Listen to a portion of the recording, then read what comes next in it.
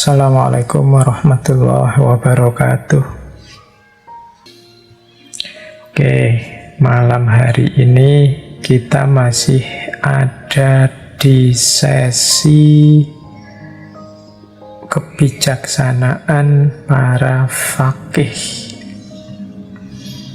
Ini kemarin ada yang tanya ke saya, faqih itu apa toh Pak? Iya, saya lupa menjelaskan, harusnya minggu lalu saya jelaskan ya. Jadi faqih itu kalau didefinisikan secara harafiah adalah orang yang paham, orang yang mengerti. Atau secara umum kemudian faqih itu ya orang yang ngerti aturan dan syariat Islam. Orangnya namanya faqih. Nanti ilmunya disebut ilmu fikih. Baik, malam hari ini kita lanjutkan. Hari ini kita membahas ulama besar mazhab Maliki, yaitu Imam Malik. Ini tokoh besar yang luar biasa. Nama lengkap beliau adalah Abu Abdullah Malik bin Anas bin Malik bin Abi Amir bin Amr bin Haris. Beliau ini lahir di Madinah tahun 712 Masehi. Dan nanti wafat tahun 796 Masehi. Oke, itu teman-teman ya sekilas gambaran tentang seorang Imam Malik. Nanti kita coba jelajahi lagi riwayat hidup beliau, hikmah-hikmah dan contoh-contoh dalam hidup beliau, termasuk nasihat-nasihat beliau.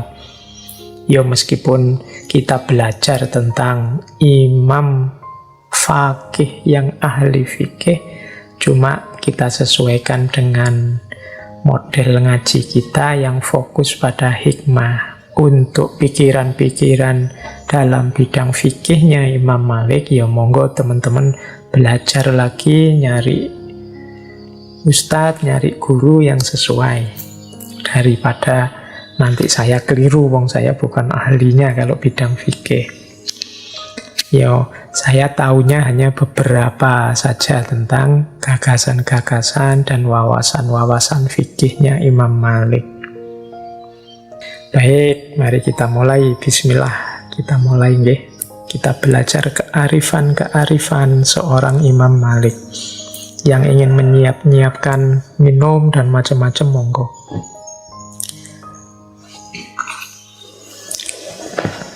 Baik, saya awali dari sebuah pernyataan yang luar biasa dari Imam Malik, yaitu sesungguhnya aku ini tidak lain hanyalah manusia. Boleh jadi aku salah dan boleh jadi pula aku benar. Maka dari itu, hendaklah kamu memperhatikan pendapatku. Tiap-tiap yang sesuai dengan kitabullah dan sunnah, kamu ambillah dia.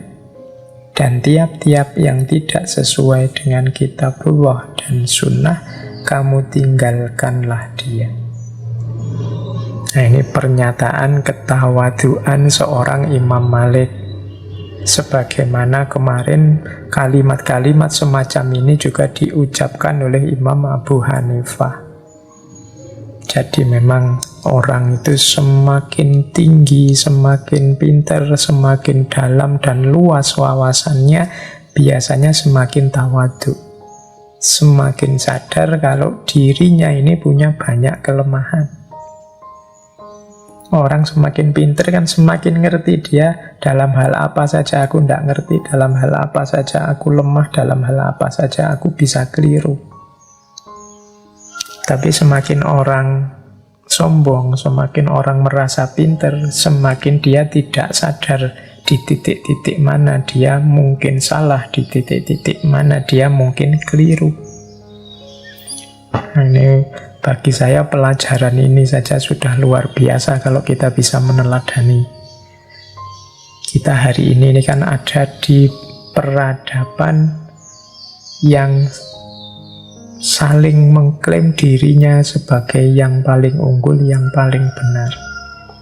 Dalam banyak cerita, banyak kasus, hari ini kan kita lihat orang-orang berlomba-lomba ingin menampilkan bahwa akulah dan kelompokkulah yang paling benar. Ini menurut saya kita perlu belajar dari tokoh-tokoh seperti Imam Malik ini. Paling tidak kita sadar ya, aku ini manusia, bisa salah, bisa juga benar. Maka katanya Imam Malik, kalau engkau ingin mengambil pendapatku, jangan cuma mengambil, tapi juga perhatikan pendapatku. Ditelaah dulu, dicek dulu.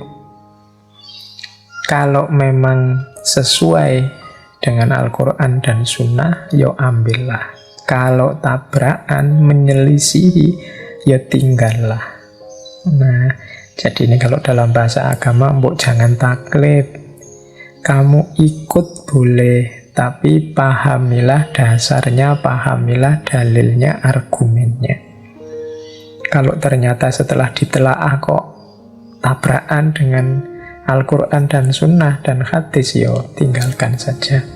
Tapi kalau cocok, tidak apa-apa kamu ambil terus. Wah, ini pernyataan tawadhu sekaligus pelajaran bagi kita untuk tidak mudah taklid yang membuta, ikut saja.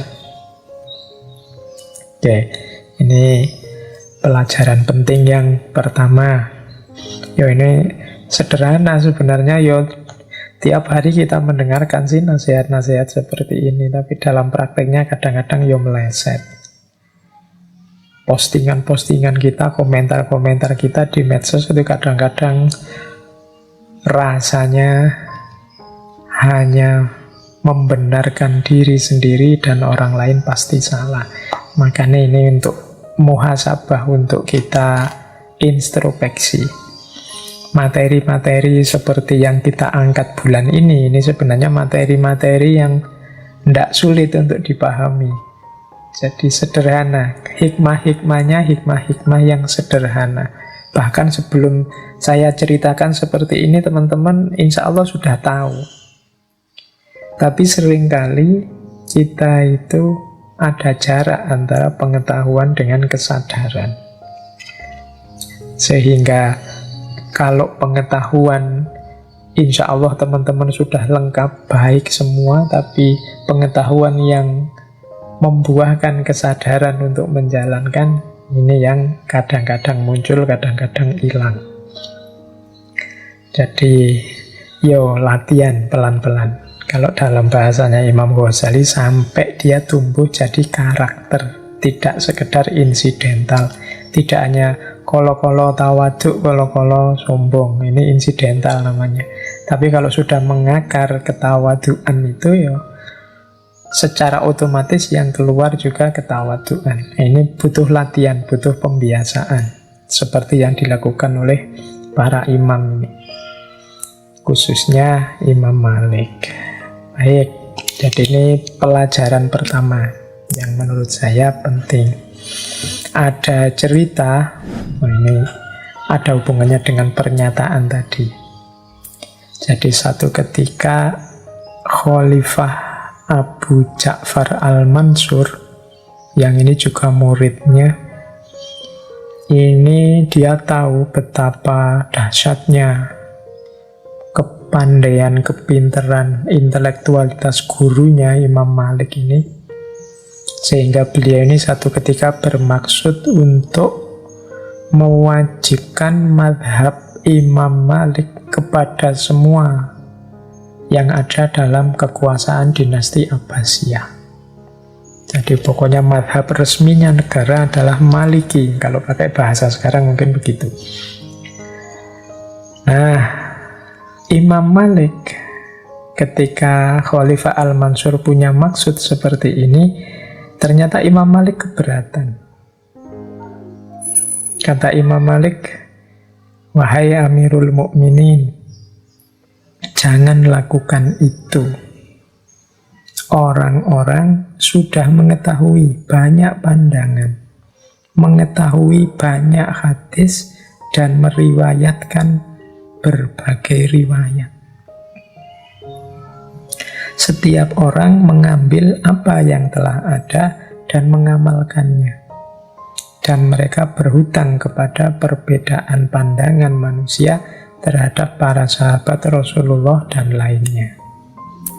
Sesungguhnya berat sekali mencegah manusia dari apa yang sudah mereka yakini.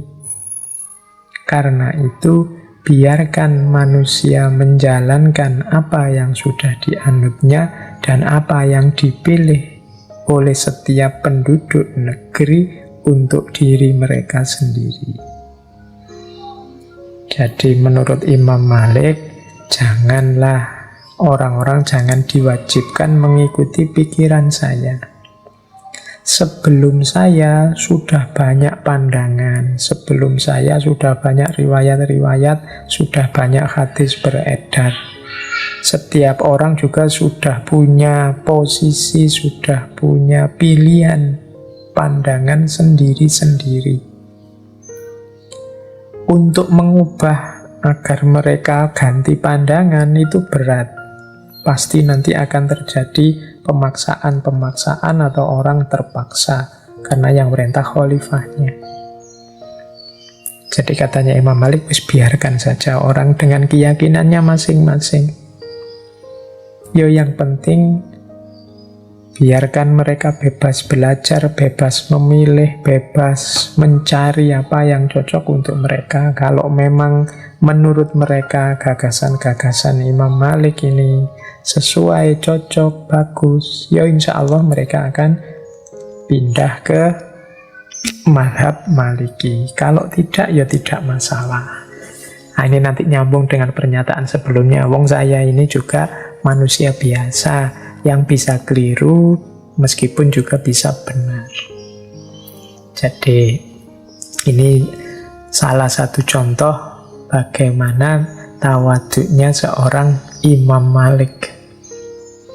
Kita hari ini kan kadang-kadang ingin kalau pikiran kita, gagasan kita itu diterima, disetujui, di-ACC oleh semua orang. Semakin banyak orang yang setuju dengan pikiran kita, kita semakin senang. Tapi tokoh besar selevel Imam Malik, mereka tahu bahwa manusia itu punya kecondongan, punya kecenderungan sendiri-sendiri sesuai kecocokan mereka.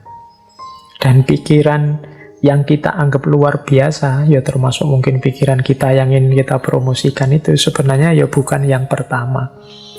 Sebelum kita sudah banyak orang mengeluarkan gagasan-gagasan besar yang luar biasa, termasuk dalam hal yang akan kita sampaikan. Imam Malik juga punya kesadaran ini. Sebelum saya sudah banyak orang mengeluarkan pandangan, gagasan, meriwayatkan pikiran-pikiran dan lain sebagainya. Jadi kita bukan yang pertama punya gagasan-gagasan ini. Dan mungkin juga bukan yang terbaik karena kita manusia biasa, kadang ada kelirunya, kadang ada kurangnya. Oleh karena itu, silahkan kalau ingin berbagi pengetahuan, berbagi wawasan, berbagi ilmu, tapi tidak perlu memaksakan orang harus setuju dengan kita, tidak perlu memaksakan orang harus mau menerima pendapat kita. Setiap orang punya pandangannya sendiri-sendiri, setiap orang punya kecenderungannya sendiri-sendiri. Setuju dengan kita, alhamdulillah. Tidak setuju juga tidak apa-apa. Oke, ini menurut saya kearifan awal dari tokoh besar Imam Malik.